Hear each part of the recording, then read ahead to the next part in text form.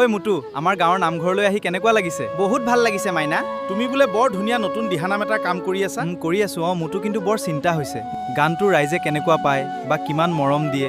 আমি কিন্তু বহুত ভাল পাইছো শুনি। চিন্তা নকৰিবা, মৰমে ভৰাই দিব ৰাইজে। বেকগ্ৰাউণ্ডত বাজি আছে, সেইকাৰণে তোমালোক দুয়োকে মাতিছো। গানটো কিন্তু বেছ ভাল লাগিছে শুনি। মাইনা চিন্তা নকৰিবা, ৰাইজে বহুত মৰম দিব গানটো। মোৰ বহুত ভাল লাগিছে শুনি। ৰাইজ দিহানামটো বহুত মৰম দিব দেই। ধন্যবাদ তোমালোক দুয়োকে। হে হৰি আজি আমাৰ দিহানাম ভাগিৰ শ্বুটিং আৰম্ভ কৰিম আৰু শ্বুটিং কৰিব লাগিব এইভাগ নামঘৰত। ইমান ধুনীয়া নামঘৰ এভাগ দেখিছে। এই দাদাহেঁত কেমেৰামেন আহি গ'ল, সেইজন মেইন মানুহ ছেটিংছত লাগি আছে। দাদা হাই কৈ দিয়ক, কিবা এটা কৈ দিয়ক। হাই বুলি ক'লে এজন দাদা, তেখেতে শ্বুটিং কৰিব আমাৰ দিহানাম ভাগিৰ। এতিয়া আমি অলপ ছেটিংছবোৰ কৰি লৈছোঁ, তাৰপাছত ৰাহুল গগৈ মেইন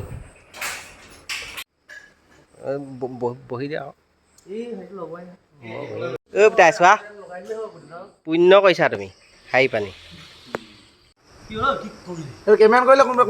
ৰাইজ পানীত নামিলেহে গম পোৱা যায় পানী কিমান দ। ঠিক তেনেদৰে মই এটি গান বনাই, গান ৰেকৰ্ডিং কৰি, ভিডিঅ' শ্বুটিং কৰি আপোনালোকৰ আগলৈ আগবঢ়াই দিওঁতে ইয়াত কিমান কষ্ট, কিমান সাধনা আৰু কিমান অৰ্থৰ প্ৰয়োজন হৈছে এতিয়া ইয়াত নামিহে গম পাইছোঁ মই। এটি চাৰিওফালৰ পৰা সৰ্বাংগ সুন্দৰ গীত ৰাইজৰ আগলৈ আগবঢ়াই দিবলৈ যোৱাৰ আগত শিল্পীসকলৰ কিমান কষ্ট হয় এতিয়া এই সংগীত জগতখনলৈ নামি মই গম পাইছোঁ। আমাৰ নামভাগি যাতে ৰাইজে বহুত মৰম আৰু আশীৰ্বাদ দিয়ে, সেইকাৰণে শ্বুটিং আৰম্ভ কৰিবলৈ লোৱাৰ আগতেই নেদেখাজনৰ ওচৰত সেৱা কৰিছোঁ, যাতে চাৰিওফালৰ পৰা সকলো ঠিকে থাকে আৰু ভগৱানে আমাক আশীৰ্বাদ প্ৰদান কৰে। কৃষ্ণ আগবাঢ়ি প্ৰভুসকল, আপোনালোকে সহায় সহযোগিতা আগবঢ়াব। এজন মোৰ সংগীবৃন্দ,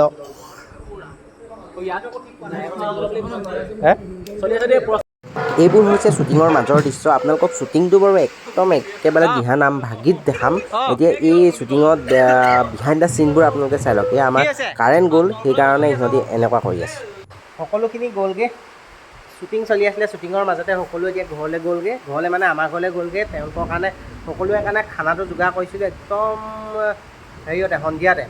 কিন্তু এতিয়া শ্বুটিঙৰ কাৰণে খাবগৈ নোৱাৰিলে। এতিয়া আপোনাৰ বাজিছে সেইটো ঘড়ীটো চাই লওক, এতিয়া 12:15 হৈছে। 12:15 মই নামঘৰত অকলে আছোঁ। সকলোখিনি গ'লগৈ, চব নিস্তব্ধ, নিতাল নিমাত।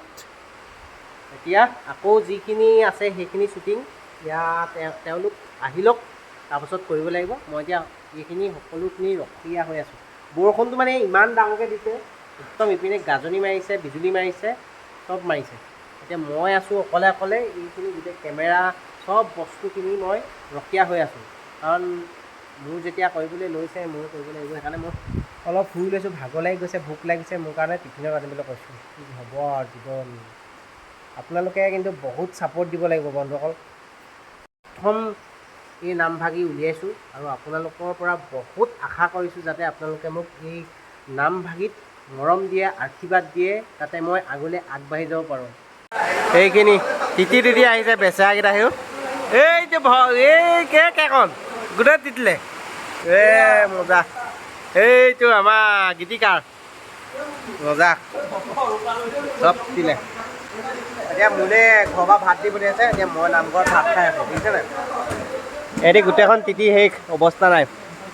মই এতিয়া নামঘৰত ৰখি আছিলোঁ যে, সেইকাৰণে মোলে এতিয়া ঘৰৰ পৰা ভাত দি পঠিয়াইছে। সিহঁতি চবেই খাই আহিলে। কেনেকুৱা এই ধ্ৰুৱ, অনুভৱখিনি কেনেকুৱা? মজা। ঐ তুমি থাকা জন্ধুকা বন,